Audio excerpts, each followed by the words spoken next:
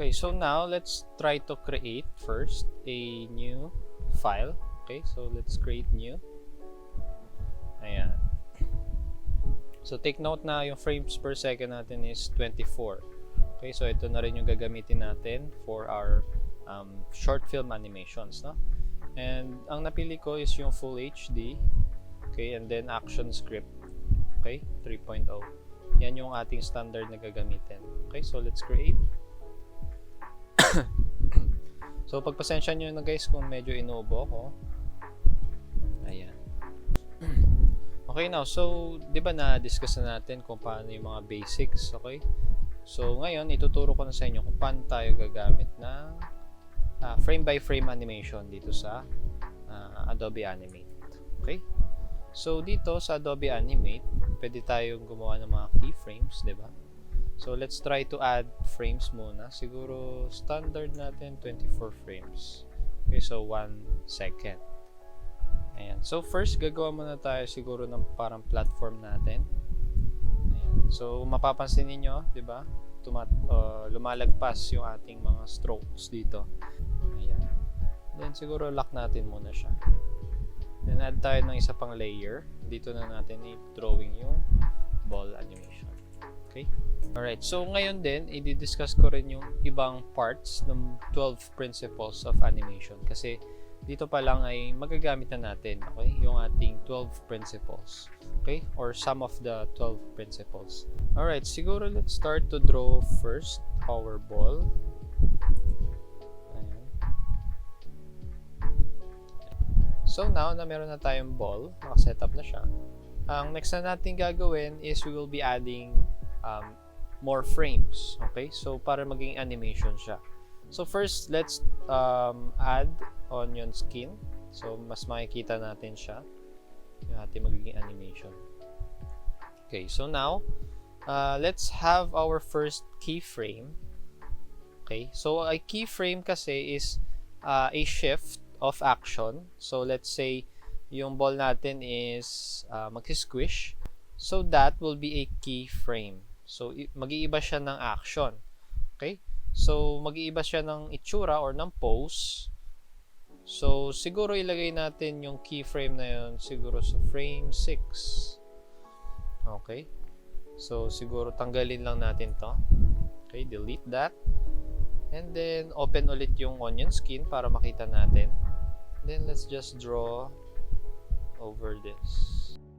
So, these are the two keyframes. Okay, so first we have the normal ball. Okay, meron tayong normal ball heel. And then, magiging squished version siya. So, these are called keyframes. Okay, so this is the starting keyframe. The next is this squished version. So, isipin agad natin what is the starting point, okay, of your action. And then, what is the last pose of your action. Okay? So, balak natin dito is mag-squish siya, and then tatalon siya. Okay? So, this is what we call anticipation. So, sa 12 principles kasi, meron tayong tinatawag na anticipation. Okay? So, anticipation is more of nire-ready natin yung audiences on what to expect, okay, dun sa action or movement na gagawin ng ating character. Okay? So, this is the anticipation. So, dadaanan lang natin mabilis yung mga principles na i-discuss natin dito kasi we will be discussing it furthermore dun sa future nating lectures. Okay? And then we also have squash and stretch. Okay? So dito sa first keyframe, ang tawag dito ay squash. Okay? So kung papansin natin, di ba? Yung ating ball is para siyang nag-squish or para siyang humaba. Okay? So, just take in mind na dapat yung ating drawings will be consistent. Okay? Hindi naman pwedeng itong ball natin is masyado siyang malaki or nandito na yung drawing ninyo. So, magiging inconsistent siya. Okay? So, dapat kapag yung ating ball will be stretching, hahaba lang siya. Pero, ninipis siya dito sa may or yung height niya, okay? So yung width niya will be lengthened. Okay, pag siya ay magsi-stretch or magsi-squash. Okay, magsi-squash. Okay, so let's set up muna our key poses or key frames. So siguro sa frame 14, okay, so let's delete that. Open ulit yung onion skin. Ayan. So dito siguro nandito na siya sa tuktok. Okay. Sige. So mangyayari, squash, then bounce. And then next, babalik siya dun sa original pose niya. Okay. So let's just copy this. Ayan. So yan pa lang. So let's try to play it. Okay. So mapapansin natin, 'di ba? Try natin siya i-loop. Yan pa lang, meron na tayong simple animation. Okay? So dito pwede pa natin siyang gawing smooth. Okay, by adding more in-betweens. So ang in-betweens naman, ito yung mga in-between drawings that connects our keyframes. Okay? So ang ginagawa kasi natin ngayon is ang tinatawag nating pose-to-pose animation. So iniisip muna natin what is the next pose na gagawin ng ating character. And then after natin malaman yung mga key poses ng ating object, okay? Ang gagawin na lang natin is in-betweens. Okay? So in-betweens, we will be drawing sa pagitan nitong dalawang to. Okay? So siguro let's start adding in-betweens. Okay? So let's open again our onion skin. Okay, so siguro zoom in tayo konti. Ayan. Alright, so now, dito kasi sa Adobe Animate, meron din tayong feature that can automatically add frames. Okay? So we can convert itong mahabang frame na to into frame by frame animation. Okay, so let's just click this keyframe and then right click. Okay, and then meron tayong tinatawag na convert to frame by frame animation.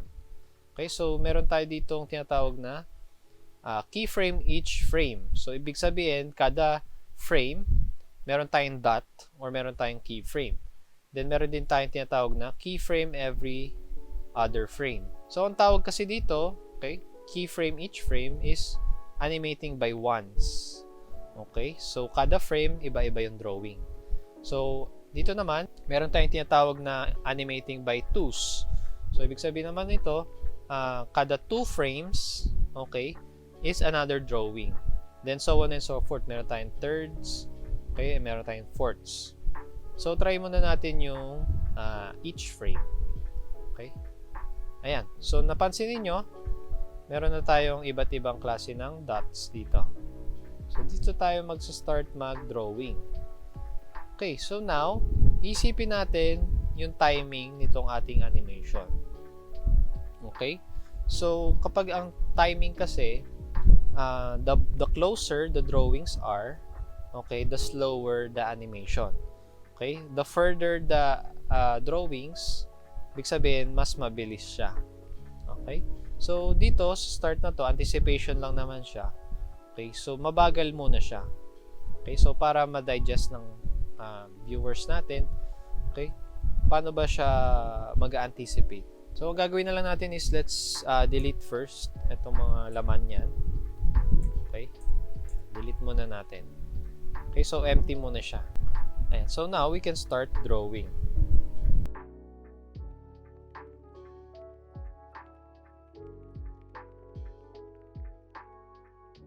Alright, so now meron na tayong smooth animation dito. Okay?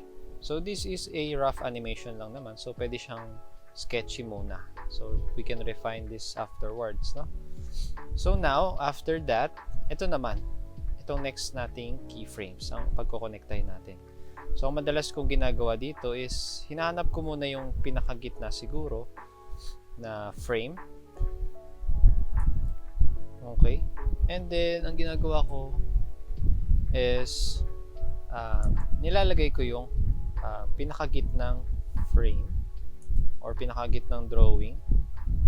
to really see the connection. Okay? So, parang pinapaunti-unti natin siya.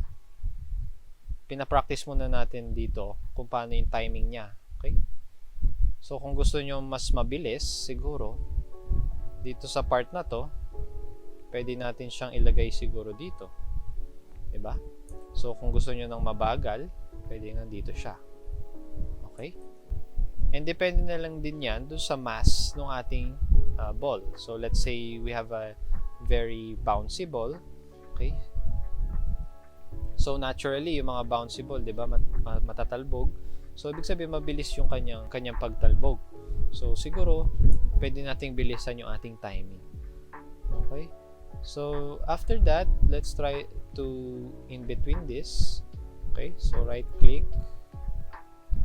Gawin natin ulit siyang each keyframe. Then delete natin muna. Okay? Okay, so now we can draw.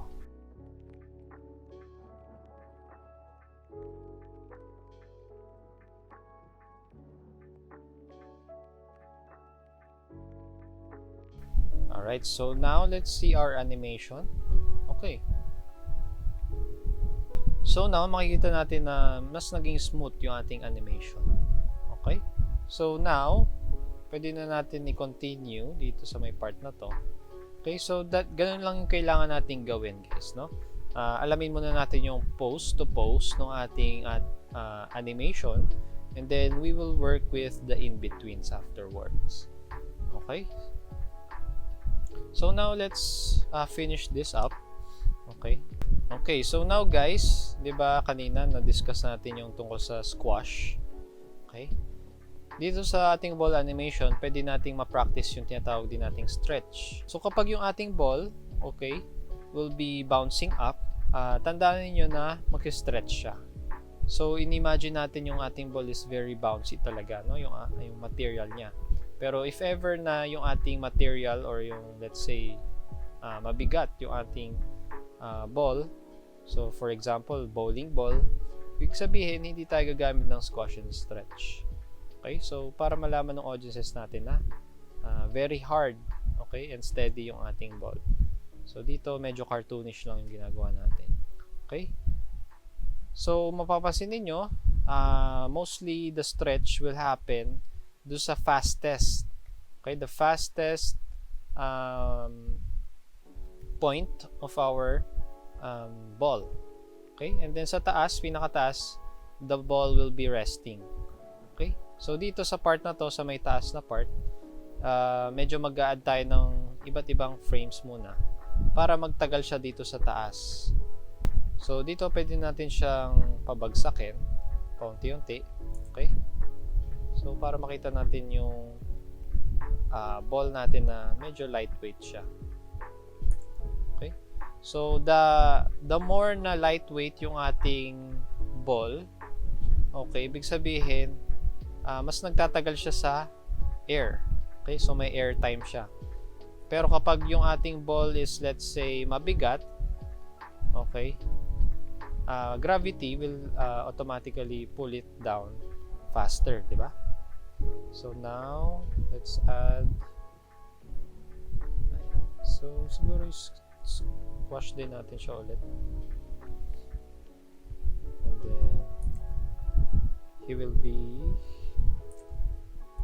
then it will be bouncing back to normal.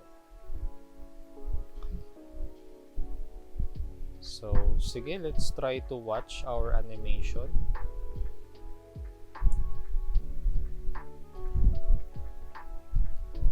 Okay. So dun sa ating techniques na ginamit, no?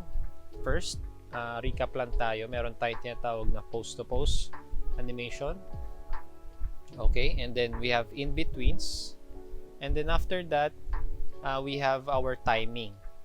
Okay, so yung timing, doon natin malalaman yung...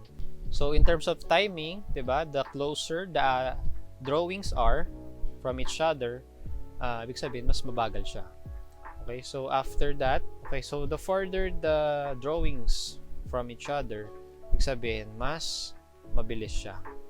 Okay, so doon sa mga fundamentals pa lang na to, pwede na tayo makagawa ng simple ball animation katulad nito. Okay? So I hope na naging helpful itong naging video demo natin. So our next activity will be a ball animation then. Okay? So you will be animating 3 types of balls. Okay? So first is light ball, medium, and the heavy ball.